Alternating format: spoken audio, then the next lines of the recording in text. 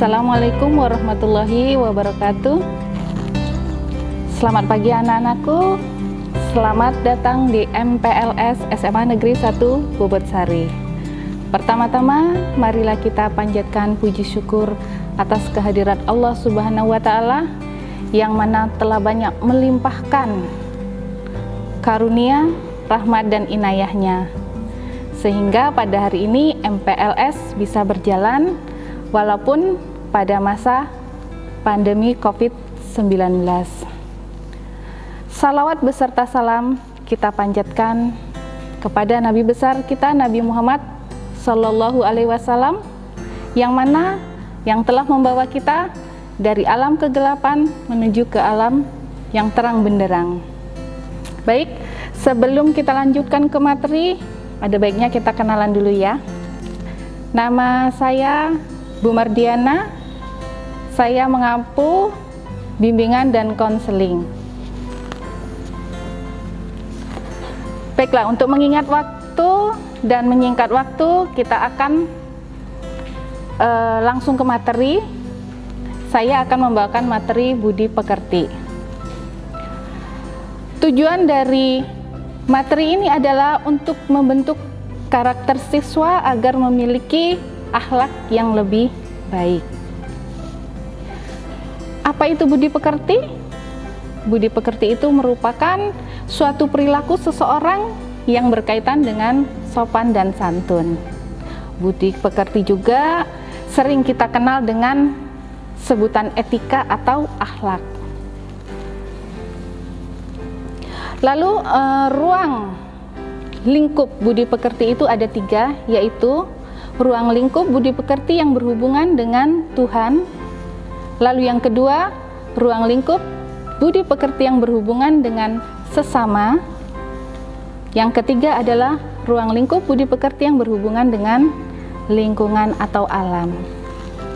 Baik, mungkin kita akan masuk ke ruang lingkup pertama, yaitu ruang lingkup budi pekerti yang berhubungan dengan Tuhan. Nah, di sini kita sebagai makhluk Tuhan sudah tentu punya kewajiban, yaitu untuk melakukan sesuatu apa yang diperintah dan apa yang dilarang.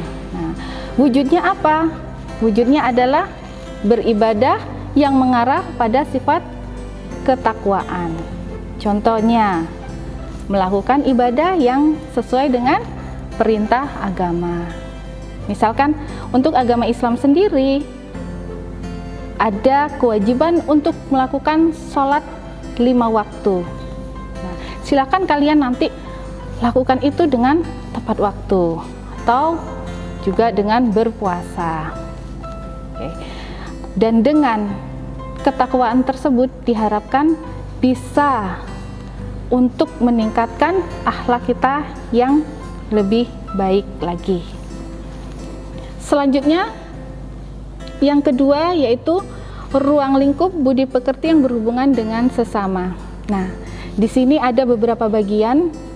Di sini dibagi menjadi 4 budi pekerti. Yang pertama adalah budi pekerti yang berhubungan dengan orang tua. Lalu yang kedua, budi pekerti yang berhubungan dengan orang yang lebih tua. Dan yang ketiga, budi pekerti yang berhubungan dengan teman sebaya. Dan yang terakhir, budi pekerti yang berhubungan dengan guru. Baik, yang pertama yang berhubungan dengan orang tua. Nah, kewajiban seorang anak yang harus patuh kepada orang tua dan berbakti kepada orang tua. Nah, kalian sebagai pelajar tentunya punya tanggung jawab kepada orang tua kalian dalam hal menuntut ilmu. Apa wujud tanggung jawab tersebut? Wujud tanggung jawab kalian kepada orang tua adalah belajar secara sungguh-sungguh, lalu rajin sekolah, jangan bolos dan lain sebagainya. Lalu yang kedua, yang berhubungan dengan guru. Nah, guru merupakan orang tua kalian yang kedua setelah orang tua kandung kalian. Kenapa? Karena orang tua kalian menitipkan kalian selama di sekolah. Nah, sudah barang tentu kewajiban itu akan dipikul oleh guru yang ada di sekolah. Jadi sudah sepantasnya, sudah seharusnya kalian harus patuh dan menghormati segala perintah dari guru kalian. Seperti itu ya. Nah, contohnya bagaimana? Mungkin kalian sebagai pelajar apabila diberi tugas, kerjakan tugas tersebut, kumpulkan tepat waktu. Lalu ucapkan atau berkomunikasi dengan bahasa yang sopan. Baik itu melalui face to face atau mungkin di media sosial. Nah, ini kami singgung sedikit tentang media sosial dengan cara berkomunikasi. Jadi walaupun nanti sistem belajarnya secara daring, diharapkan kata-kata maupun bahasa kalian tetap harus diperhatikan. Contoh selanjutnya apa? Misalkan kalian bertemu oleh guru kalian, baik itu di sekolah ataupun di luar, tegurlah, sapalah mereka dengan bahasa dan perilaku yang sopan. Seperti itu ya. Jadi itu yang berkaitan dengan guru. Lalu yang ketiga, budi pekerti yang berhubungan dengan orang yang lebih tua. Nah, sebagai warga sekolah, kalian harus menanamkan sikap hormat, sopan santun kepada seluruh warga sekolah, termasuk selain guru juga ada karyawan, TU ataupun kakak kelas kalian. Salam dan sapalah mereka dan berkomunikasilah dengan bahasa yang sopan. Seperti itu.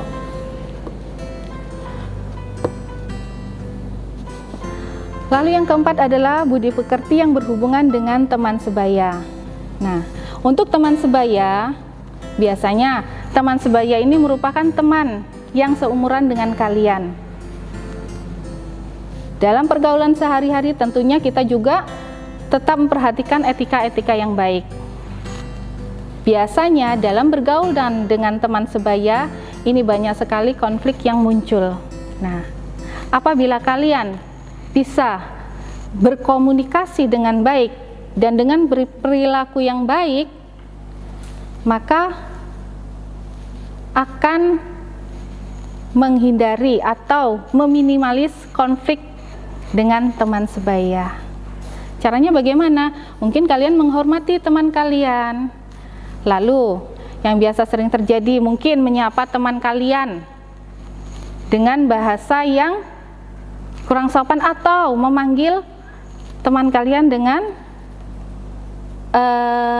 sebutan yang mungkin mereka tidak suka. Nah, itu silakan kalian hindari agar kenapa?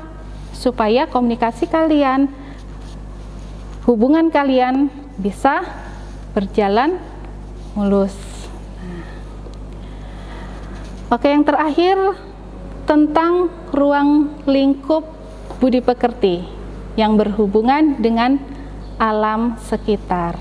Nah, sebagai makhluk ciptaan Allah itu pastinya kita hidup di alam, di lingkungan dengan berbagai macam alam yang berbeda-beda. Nah, tugas kita sebagai makhluk yang diberikan pikiran, akal, sudah kewajiban kita lah untuk menjaga alam tersebut.